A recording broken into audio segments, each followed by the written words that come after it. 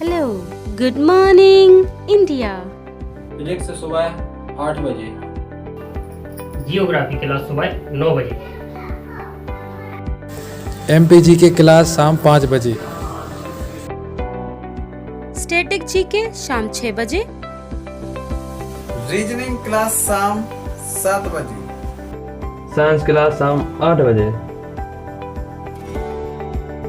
Sunday to Saturday back to back classes.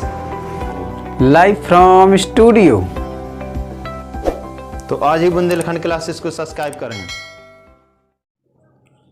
Hi friends, welcome to classes में आपका स्वागत है। जैसे कि दोस्तों आपको पता ही होगा एसएससी जीडी के एमपी प्लस के बैच चल रहे हैं, तो आप लोग उसको भी ज्वाइन करिएगा। बिल्कुल स्पेशल बैच चल रहे हैं, ठीक है। और वो आपको निःशुल्क बैच दिए जाए, इसमें कोई आपको पैसा वैसा नहीं देना है, ठीक है। और जो हमारे क्लासेस की टीम्स हैं, जो क्लासेस चल रही हैं, तो आप लोग उसको भी ज्वाइन करिएगा। और जो 8 बजे लाइव क्लास स्टार्ट होती है, तो आप लोग इसको भी जोड़िए, ठीक है दोस्तों। जैसे इसमें मोस्ट इम्पोर्टेंट क्वेश्चन 25 होंगे प्रतिदिन, और जो 1000 क्वेश्चन की सीरीज होने वाली है, ठीक है दोस्तों। तो पहला क्वेश्चन से स्टार्ट करते हैं। पहला क्वेश्चन क्या है? क्वेश्चन नंबर पहला है मार्फोलॉजी क्या है। तो दोस्तों मार्फोलॉजी क्या है, तो इसका करेक्ट आंसर होगा ऑप्शन नंबर 3, यानी third option number correct answer होने वाला है। कौन सा है? सूचना और विशिष्ट सजास नमक गुणों का अध्ययन करना, इसका बिल्कुल करेक्ट आंसर होने वाला है, ठीक है दोस्तों। अब क्वेश्चन नंबर सेकंड है कि जंतु विज्ञान किसका अध्ययन है। दोस्तों आप लोग बताएं कि जंतु विज्ञान है वो किसका अध्ययन है। तो इसका करेक्ट आंसर कौन होगा? ऊर्जा का, फलों का, विषाणु का, जानवरों का। तो आप लोग बताएं जंतु विज्ञान किसका अध्ययन है। दोस्तों जंतु विज्ञान के बारे में बात कही जाए तो दोस्तों जंतु विज्ञान वह विज्ञान है जिसमें जानवरों या जीव जंतुओं का अध्ययन किया जाता है, वह जीव विज्ञान कहलाती है, ठीक है। और अब बात करते हैं क्वेश्चन की। तो क्वेश्चन क्या है? तो जंतु विज्ञान किसका अध्ययन है, तो वह जानवरों का अध्ययन। किसका? जानवरों का अध्ययन जंतु विज्ञान कहलाती है, ठीक है। इसके बाद नेक्स्ट क्वेश्चन है क्वेश्चन नंबर 3, कसोलॉजी का अध्ययन है। दोस्तों आप लोग बताएं कसोलॉजी में किसका अध्ययन किया जाता है। zoology में किसका अध्ययन किया जाता है, तो इसका करेक्ट आंसर होगा ऑप्शन नंबर 2, छिपकलियों का अध्ययन किया जाता है zoology में, ठीक है।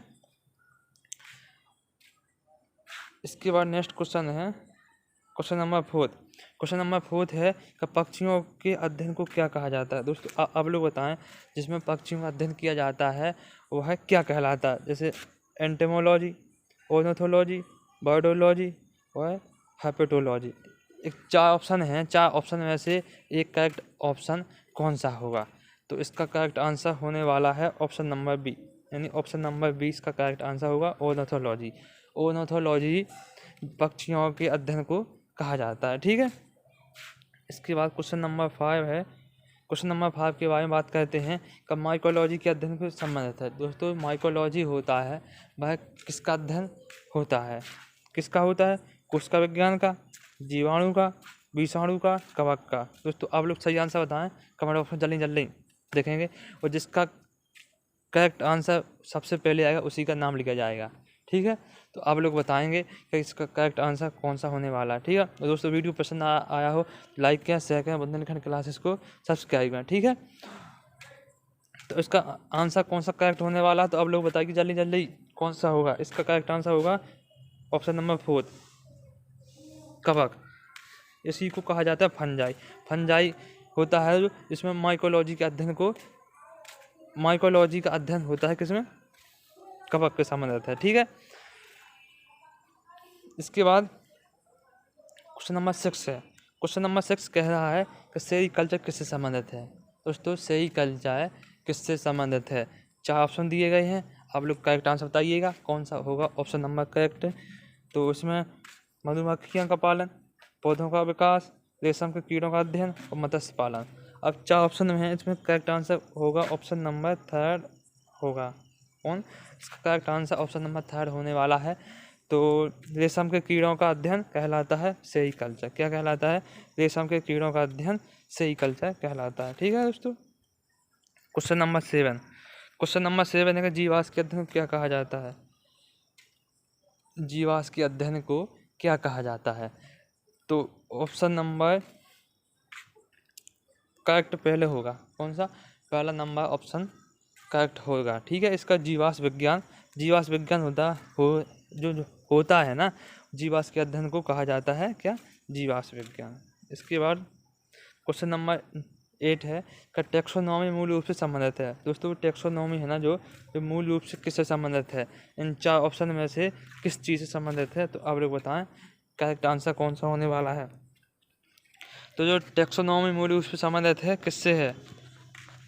इसका करेक्ट आंसर होगा जैव विविधता, बायोडाइवर्सिटी। इस जैव विविधता को कहा जाता है बायोडाइवर्सिटी कहा जाता है। आपसे पूछा जाए का बायोडाइवर्सिटी दिवस किस दिन मनाया जाता है? तो वह मनाया जाता है 22 मई को। कब? 22 मई को मनाया जाता है बायोडाइवर्सिटी डे। ठीक है, अब आपसे पूछा जाए इसकी थीम क्या है?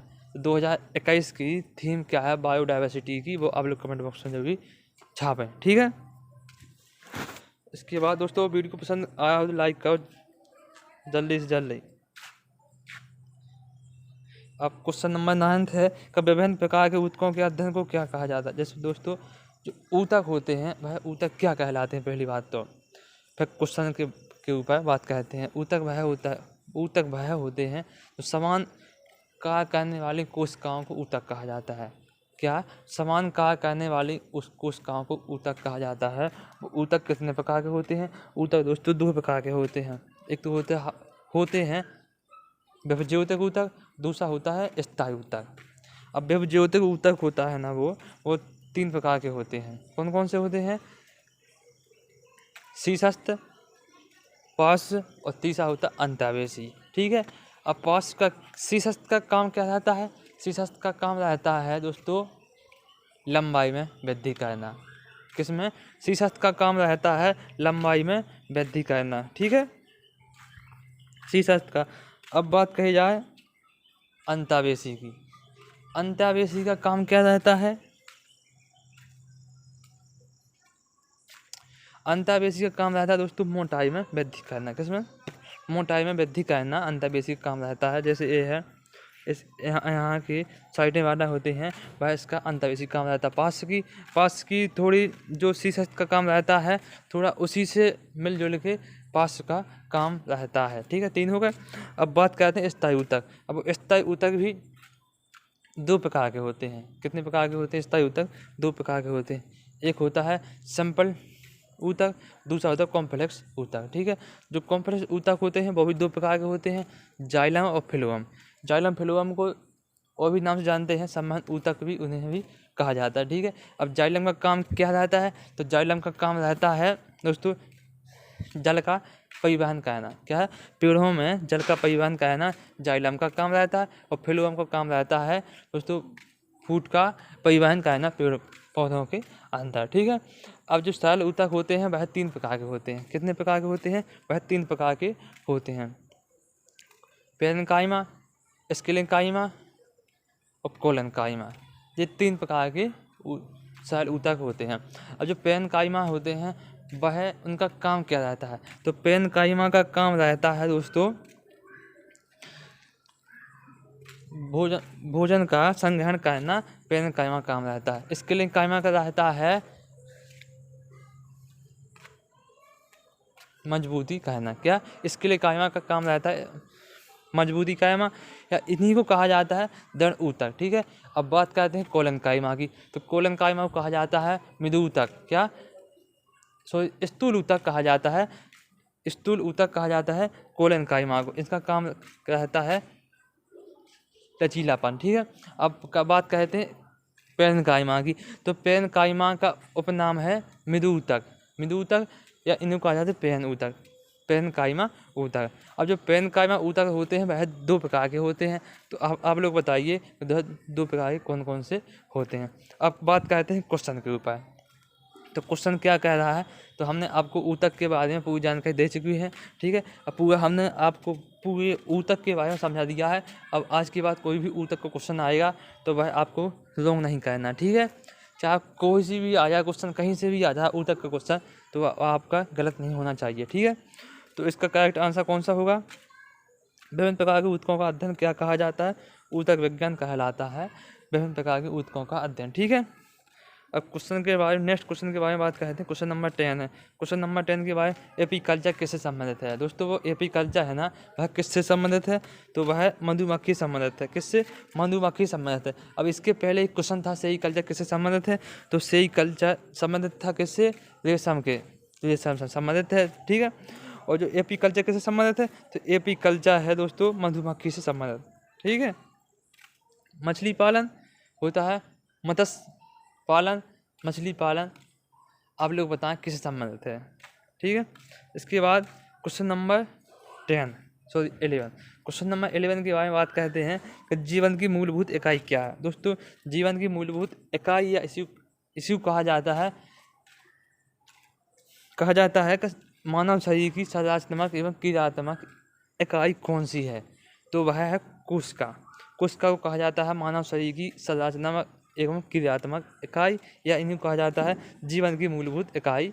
एक ही बात है दोस्तों, तो वह है क्या कहलाएगी, कोशिका। दोनों क्वेश्चनों का एक ही आंसर होगा, कौन, कोशिका।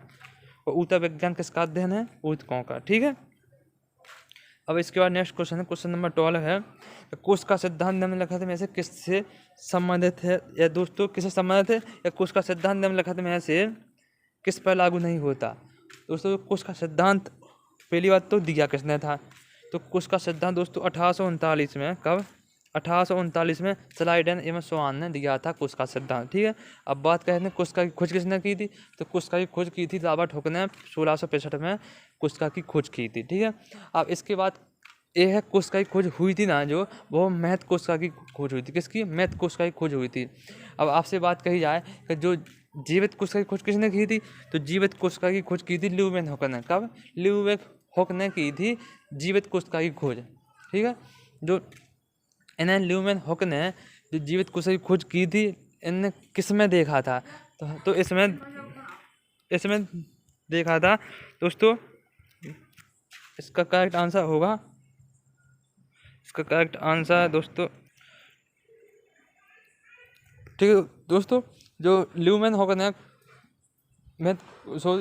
जीवित कोशिका की खोज की थी, वह तालाब के पानी में देखी थी इन्होंने। ठीक है, और जो इन्होंने रॉबर्ट हुक ने 1665 में खोज की थी, वह मैथ कोशिका की खोज की थी, वह ताड़ के पेड़ की छाल में इन्होंने मैथ कोशिका की खोज की थी। ठीक है, अब बात करते हैं कोशिका सिद्धांत किस पर लागू नहीं होता, तो वह कोशिका सिद्धांत किस पर लागू नहीं होता, विषाणु पर कोशिका सिद्धांत लागू नहीं होगा। किस पर, विषाणु से। अब ठीक है दोस्तों, अब जो बात कही जाए विषाणु की खोज किसने की थी, तो आप लोग बताएंगे अब विषाणु की खोज किसने की थी और कब की थी, तो आप लोग कमेंट बॉक्स में जल्दी छापिएगा। ठीक है, कब, अभी चाहिए हमको आंसर आपसे। ठीक है, और जीवाणु की खोज किसने की थी, आप लोग यही बताइए। और जीवाणु जैसे, ठीक है, और फंजाई और शैवाल के बारे में भी बताइए।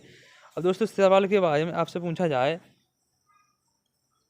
कि शैवाल का अध्ययन क्या कहलाता है, तो शैवाल का अध्ययन कहलाता है फाइकोलॉजी। क्या, फाइकोलॉजी कहलाता है शैवालों का अध्ययन, और माइकोलॉजी कहलाता है फंजाई का अध्ययन। ठीक है, दो क्वेश्चन आपको अभी बता दी गई। ठीक है, इसके बारे में माइकोलॉजी, कवक के बारे में, शैवाल के बारे में फाइकोलॉजी। ठीक है, विषाणु पर कोशिका सिद्धांत लागू नहीं होता। जीवाणु की खोज किसने की थी, तो आप लोग बताइएगा जीवाणु की खोज किसने की थी। अब आपसे पूछा जाएगा जीवाणुओं से होने वाले रोग कौन कौन से हैं, किससे, जीवाणु से होने वाले रोग कौन कौन से हैं, तो इसकी एक शॉर्टकट है, या इसी को कहा जाएगा टैग। आप लोग कोई भी समझो, शॉर्टकट समझो या टैग समझो। तो पापा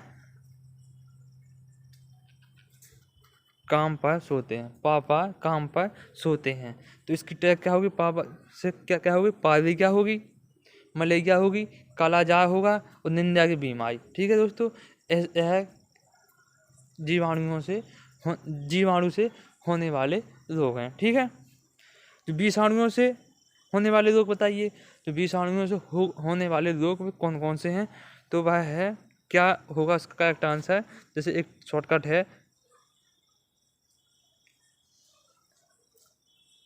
रचना, क्या, रचना हमें पानी दो जरा। क्या, रचना हमें पानी दो जरा।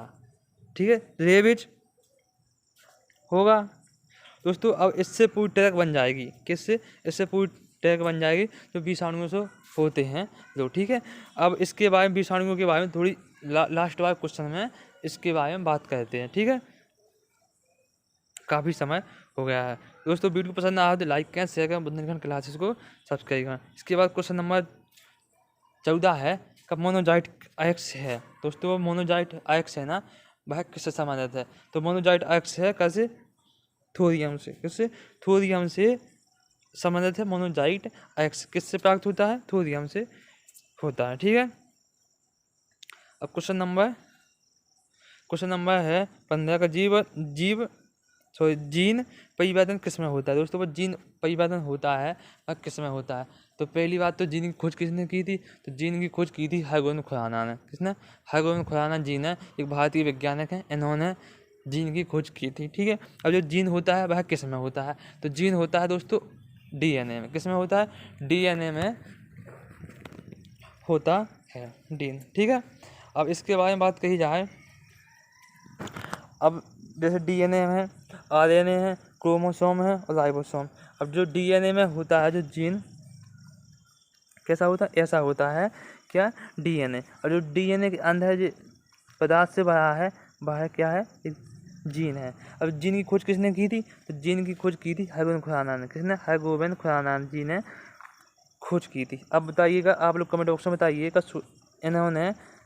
इन्होंने हैगोन खुराना जी ने जो जीन की खोज की थी किस सन में की थी, ठीक है। वह किससे संबंधित है? डीएनए से। इसका डीएनए का पूरा नाम क्या है? तो डीऑक्सीराइबोन्यूक्लिक एसिड इसका फुल फॉर्म है, ठीक है। इसके बाद नेक्स्ट क्वेश्चन है क्वेश्चन नंबर 16 क्वेश्चन है कि डीएनए संश्लेषण का प्रतिपादन किसने किया था? तो आप लोग बताइएगा कमेंट बॉक्स में। तो डीएनए है ना, इसका संश्लेषण का प्रतिपादन किससे या किसने किया था? तो ऑप्शन है 4, कॉनवेक, जॉनसन, बेटसन और ओचोया। इसमें 4 ऑप्शन में से कौन सा करेक्ट आंसर होने वाला है? तो इसका करेक्ट आंसर होगा कॉनवेक। कॉनवेक जो वैज्ञानिक है ना दोस्तों, इन्होंने डीएनए संश्लेषण का प्रतिपादन किया था। अब डीएनए का पूरा नाम क्या है? Deoxy nucleic acid. क्या है? डीऑक्सी न्यूक्लिक एसिड है डीएनए का फुल फॉर्म, ठीक है। इसके बाद क्वेश्चन नंबर 17 है अनुवांश की उत्परिवर्तन इनमें होता है क्या? अनुवांश की उत्परिवर्तन इनमें होता है दोस्तों। 4 ऑप्शन है, 4 ऑप्शन में से कौन सा आंसर है कमेंट बॉक्स में अब यह बताइएगा। और जो भी स्टूडेंट सबसे पहले आंसर बताएगा उसी का नाम लिखा जाएगा। तो अनुवांश की उत्परिवर्तन होता है किसमें होता है? डीएनए में। डीएनए में अनुवांश की उत्परिवर्तन होता है, ठीक है। अब बात कही जाए आरएनए की। तो आरएनए क्या है? तो आरएनए का फुल फॉर्म तो बताइएगा, राइबोन्यूक्लिक एसिड इसका फुल फॉर्म है, ठीक है। क्रोमोसोम की बात करते हैं। क्रोमोसोम की संख्या कितनी होती है? 46 इनकी क्रोमोसोम की संख्या होती है। राइबोसोम क्या है? तो राइबोसोम इसको प्रोटीन की थैली कहा जाता है। अब प्रोटीन किसका बहुलक है? तो आप लोग बताइए प्रोटीन किसका बहुलक है? क्वेश्चन नंबर 18 के बारे में बात कही जाए, अमीनो अम्ल मिलते हैं दोस्तों। जो अमीनो अम्ल होते हैं वह किन में मिलते हैं? तो वह मिलते हैं प्रोटीन में। किस में? प्रोटीन में। अब इन्हीं का प्रोटीन में अमीनो अम्ल का बहुलक कहा जाता है। किसमें? प्रोटीन से संबंधित है।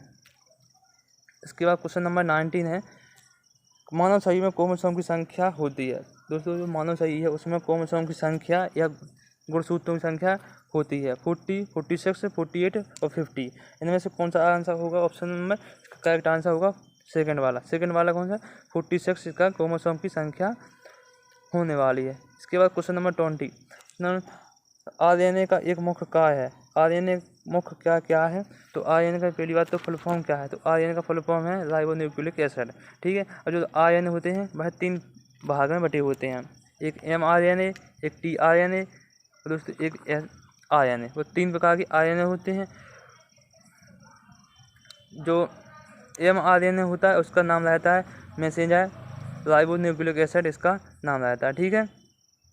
जो tRNA रहता है उसका नाम रहता है ट्रांसफर राइबोन्यूक्लिक एसिड, इसका तीसरे नाम है। अब तीसरे वाला का आप लोगों को नाम बताइएगा इसका क्या नाम है?